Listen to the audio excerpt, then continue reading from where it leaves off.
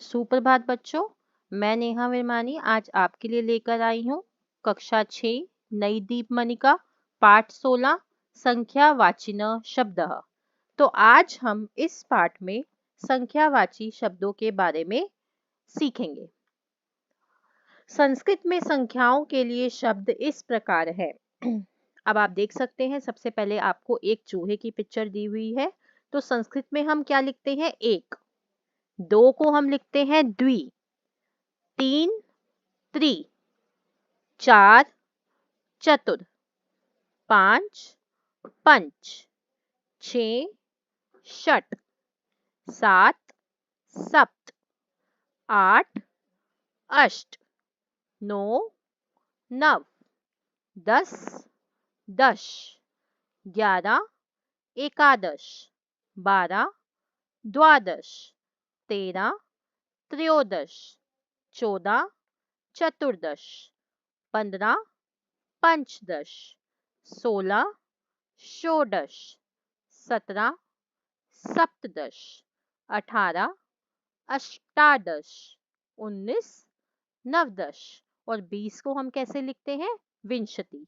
अब विंशति के हिसाब से ही हम 20 से आगे बढ़ेंगे। जैसा कि आप देख सकते हैं, 21 को हम बोलते हैं एक विंशति, 22 को बोलते हैं द्वाविंशति, 23 को त्रयोविंशति, 24 को चतुर्विंशति, 25 को पंचविंशति। तो ऐसे ही इस प्रकार हम आगे बढ़ते जाते हैं। और यहाँ पे आपको बताया गया है 30 को त्रिंशत बोलते हैं, 40 को चत्वारिंशत बोलते हैं, 50 को पंचाशत बोलते हैं और 100 को हम संस्कृत में शतम बोलते हैं और 1000 को हम सहस्रम बोलते हैं।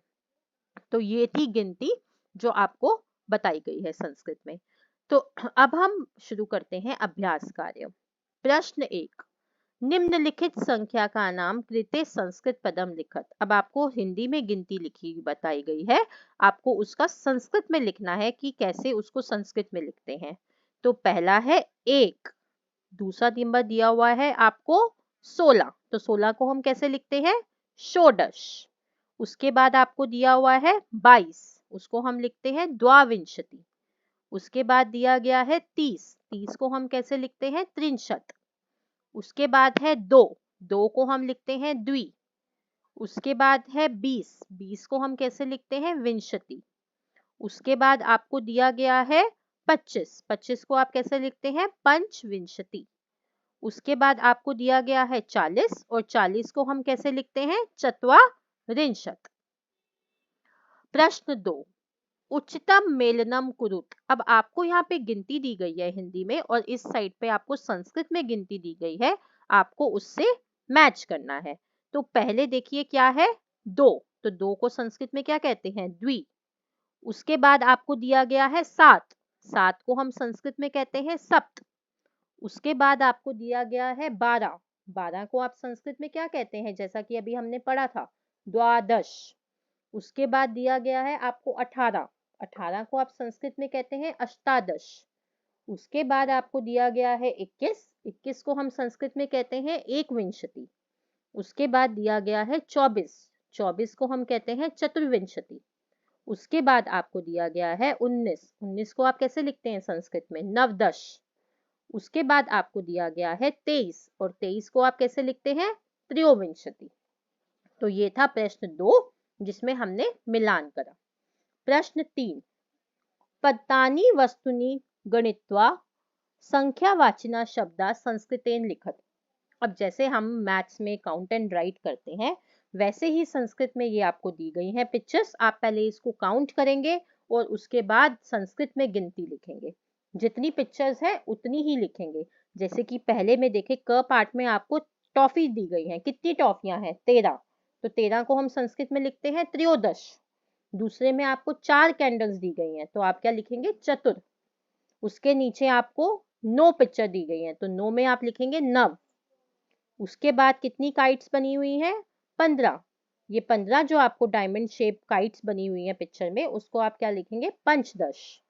उसके बाद कितने स्टार्स हैं? 6, तो आपने लिख दिया षट।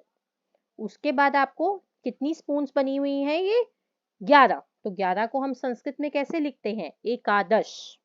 उसके बाद आपको 16 पिक्चर्स दी गई हैं, तो उसको आप कैसे लिखेंगे? षोडश।